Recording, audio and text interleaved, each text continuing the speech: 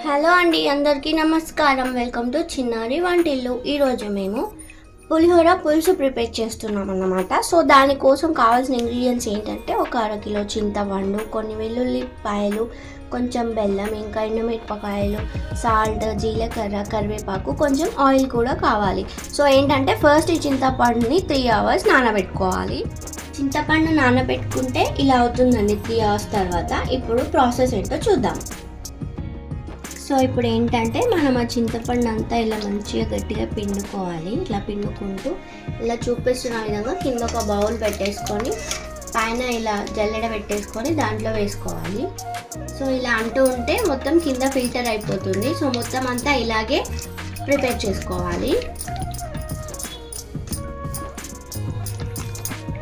ఇందాక ఫిల్టర్ చేసుకున్నాం కదా, అదంతా చింతపండు రసం ఇలా అవుతుందండి. ఇప్పుడు దీన్ని తీసుకొని స్టవ్ ఆన్ చేసేసుకోవాలి. మనం స్టవ్ ఆన్ చేసి పెట్టుకున్నాం కదండి. ఇప్పుడు దాంట్లోకి కొన్ని వెల్లుల్లిపాయలు మనం దంచినవి వేసుకోవాలి.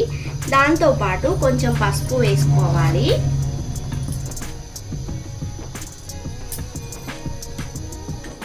ఎండుమిరపకాయలు కూడా వేసుకోవాలి.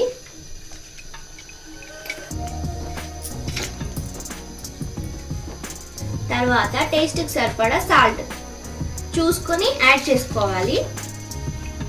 దాంట్లోకి కరివేపాకు కూడా వేసుకోవాలి. అలాగే జీలకర్ర కూడా వేసుకుంటున్నాము. దాంతోపాటు బెల్లం కూడా యాడ్ చేసేసుకోవాలి. అలాగే కొంచెం ఆయిల్ వేసుకొని, చూడండి మేము ఆయిల్ యాడ్ చేస్తున్నాం. సో ఇలా ఆయిల్ వేసేసుకొని మొత్తం మిక్స్ చేసుకోవాలి.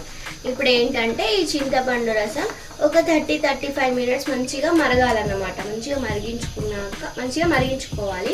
మీకు చూపిస్తూ ఉంటాము మధ్య మధ్యలో ఏ కన్సిస్టెన్సీ వచ్చేంత వరకు. సో ఇది చూసారు కదండి, ఇలా మంచిగా మరుగుతుంది కదా. ఇంకొక 15-20 minutes మరిగించుకోవాలి.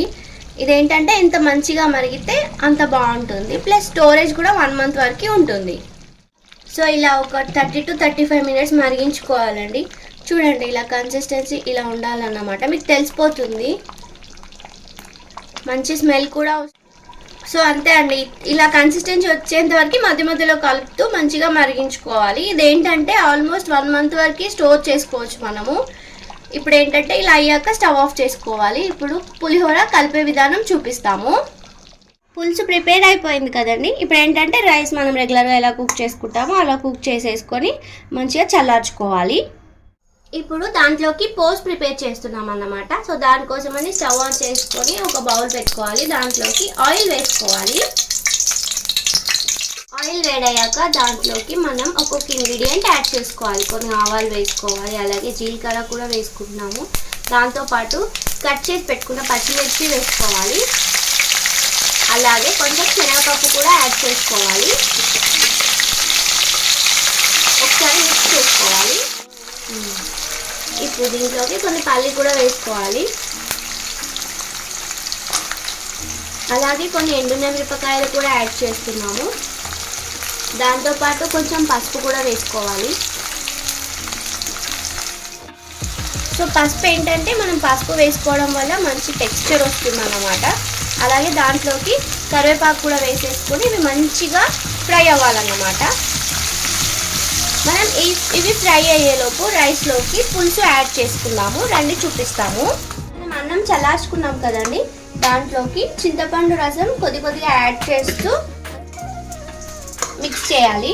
ఇది చూసుకుంటూ యాడ్ చేసుకోవాలి, లేదంటే ఎక్కువైపోతే మళ్ళీ మీకే ప్రాబ్లం అయిపోతుంది. కొద్దిగా యాడ్ చేస్తూ రైస్ మొత్తంకి పులుసు పట్టేలాగా చూసుకోవాలి. ఈలోపు మనం పెట్టిన పోస్ మొత్తం ఫ్రై అయిపోతుంది.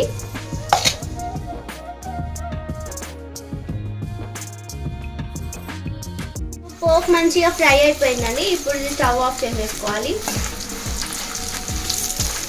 రైస్కి పులుసు యాడ్ చేసి కలుపుకున్నాం కదా, దాంట్లోకి పోస్ కూడా వేసుకొని మొత్తం మంచిగా వన్స్ మిక్స్ చేసుకోవాలి. సో ఇంతే అండి, మంచిగా మిక్స్ చేసేసుకోవాలి. రెడీ అయిపోతుంది మన పులిహోర. చాలా టేస్టీగా ఉంటుంది. ట్రై చేయండి ఇలాగా మీరు కూడా. ఇదేంటంటే పులుసు మనం ఇందాక ప్రిపేర్ చేసి పెట్టుకున్నాం కదా, ఈ పులుసు మనం ఆల్మోస్ట్ 1 month వరకు స్టోర్ చేసుకోవచ్చు. ఎప్పుడైనా మనకి ఎక్కువగా కుక్ చేయాలనిపించినప్పుడు రైస్ పెట్టేసుకొని ఈ పులుసు పోని వేసేసుకొని మంచిగా మిక్స్ చేసేసుకుంటే ఈజీగా ఇన్స్టెంట్గా పులిహోర రెడీ అయిపోతుంది. చూసారు కదా, పండగలకి వ్రతాలకి ఎప్పుడైనా ఈజీగా ప్రిపేర్ చేయాలనుకున్నప్పుడు ఇలా చేసేసుకుంటే అయిపోతుంది.